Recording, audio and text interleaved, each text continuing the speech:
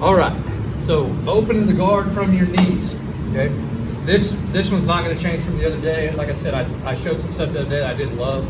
So we're gonna go over some stuff again, but open the guard from your knees. The number one right off the bat is your base, okay? Always keep your base intact.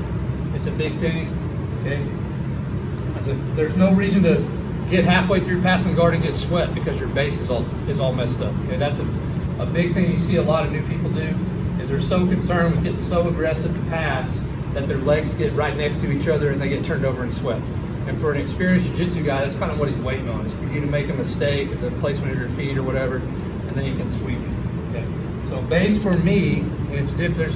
There's lots of different variations of this, but for me, I like to keep my knees right next to, about shoulder width apart, kind of right next to his hips. Okay. I never use active toes. What active toes are is when you're up on your toes like this. You guys don't know that? I never do this. A lot of people say you should always do this. There's a great argument for it. I simply don't do it because I've broken both my pinky toes. I broke 3 of them on my right foot, and it hurts when I do this. Okay? If you're doing this and somebody comes and sits up and you go over the back of them, you might break your toe. So I never do this anymore. I don't see the advantage being enough of having more power to push and move that it's worth breaking a toe over. So I keep my feet down all the time, right? Center of gravity is your next, right? So part of my base here is I want to try to keep my butt as low as possible. You see me, I've been training a long time, so I can sit my butt on the ground in between my legs. I'm pretty flexible from training jiu-jitsu. A lot of new people can't do this. Their knees will explode. They don't have any flexibility, but over time you'll develop this.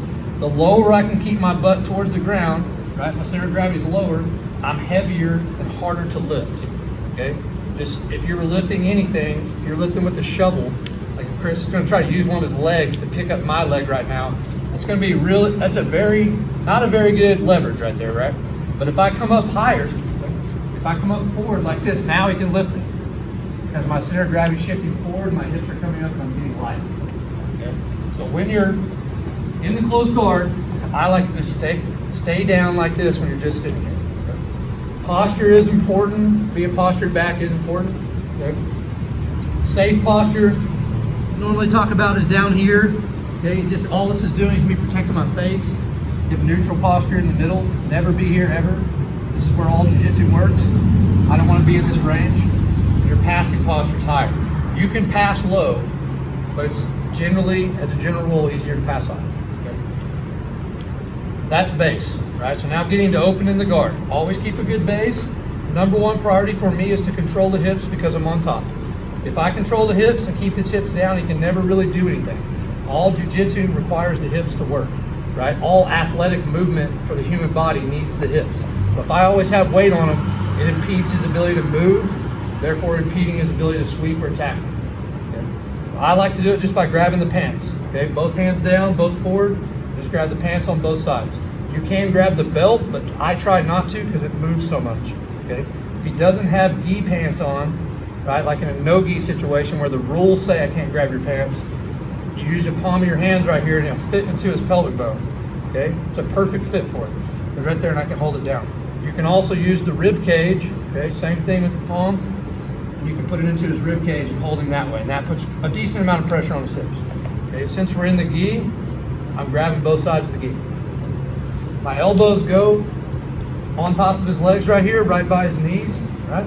Fit right in there, but I'm not putting pressure on him, okay? Huge. If you watch my hands right now, my pressure's on the hips right now. It's very hard for him to move. As soon as I start putting pressure on my elbows, my hands have to raise up.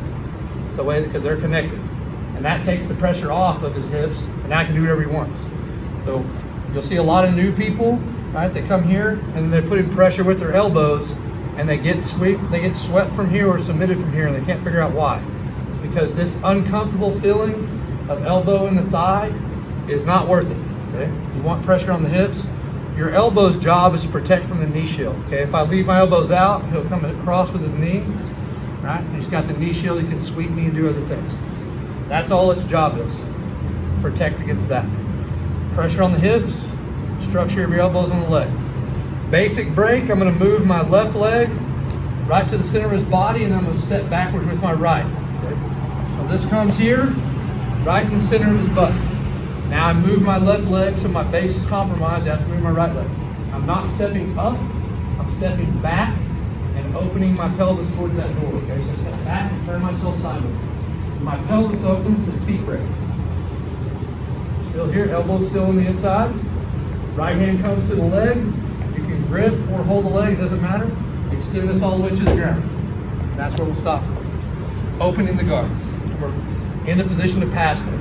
Okay? So hip control, build the structure with your arms. Left leg goes in the middle, step back, open your pelvis to break the guard, come up to the knee, all the way to the ground. Okay? You can go the other way.